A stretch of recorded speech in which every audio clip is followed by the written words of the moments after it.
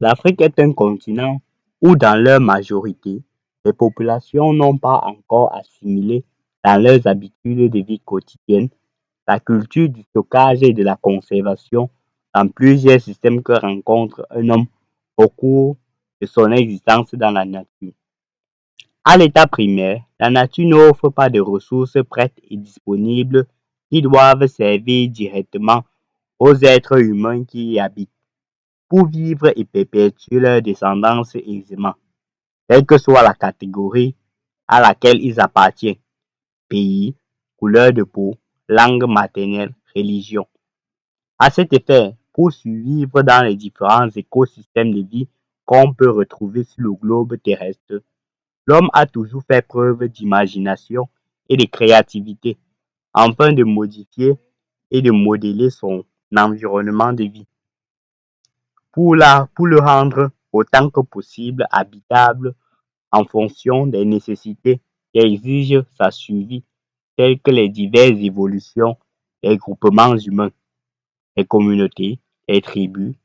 les royaumes, les peuples, les pays, le continent, avec les conséquences qui en découlent. Ce qui ne peut être possible que si le fruit du travail issu de la créativité et de l'imagination de l'homme repousse les limites qu'offre la nature, en transformant et en améliorant d'une manière considérable les ressources qui se trouvent dans son écosystème de vie. En effet, un homme pour être en bonne santé doit manger sainement au moins 3 fois par jour. Également par jour, il doit boire régulièrement de l'eau potable, dormir en moyenne 9 heures de temps par jour, ce qui signifie que l'homme a besoin pour sa survie des ressources prêtes et disponibles dans son environnement de vie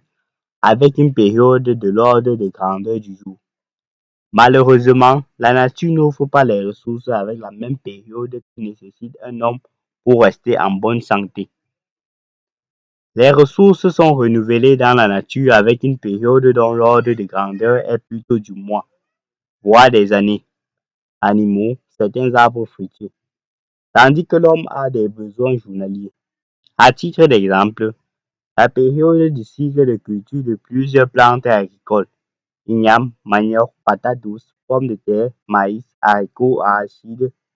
est de quelques mois. Ceci a causé principalement du climat. Dans plusieurs régions du monde, règnent diverses saisons dont l'ordre de grandeur de la période de leur cycle est de quelques mois: hiver, l'automne, printemps, été. Les systèmes de stockage et de conservation sont un excellent exemple qui illustre la capacité de l'homme à modifier et à modeler son environnement pour le rendre autant que possible habitable par les êtres humains qui y vivent. Les ancêtres des populations africaines, particulièrement d'Afrique subsaharienne, ont vécu pendant des siècles dans de vastes terres disposant des ressources renouvelables, qui en parallèle limitaient la croissance de la population par de nombreuses maladies, dont le traitement n'était pas encore maîtrisé à cette époque par les ancêtres des Africains. Avec une faible population par rapport aux ressources disponibles dans les vastes terres où ils vivent, cela a rendu les ancêtres des populations africaines moins travailleurs, moins créatifs, moins imaginatifs et moins économes par rapport aux populations qui vivent dans des écosystèmes moins généreux en ressources renouvelables, arbres, animaux, terres fertiles, comme les montagnes, les régions avec des hivers longs et glaciaux, pôle Nord, les régions désertiques. Cette adaptation pour survivre par les populations vivant dans les écosystèmes rudes est certes insignifiante sur une période similaire à l'échelle de vie d'un homme, mais sur plusieurs générations,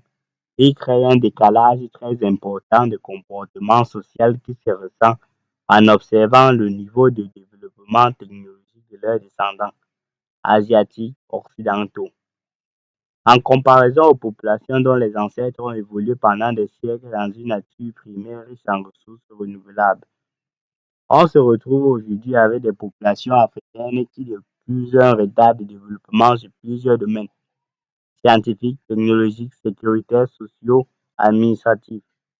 Les mêmes causes produisant les mêmes effets, les populations africaines finiront par surmonter leur retard dans un futur proche ou lointain, lorsque leur environnement de vie sociale deviendra rude tout comme ceux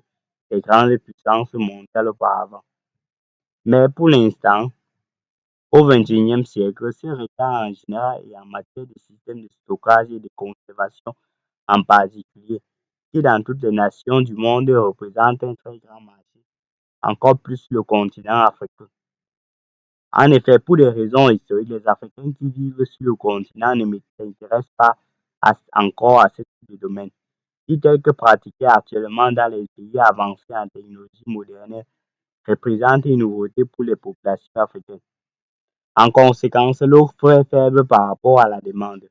d'où un très grand marché pour de tels systèmes. Le temps pour les populations africaines d'assimiler les diverses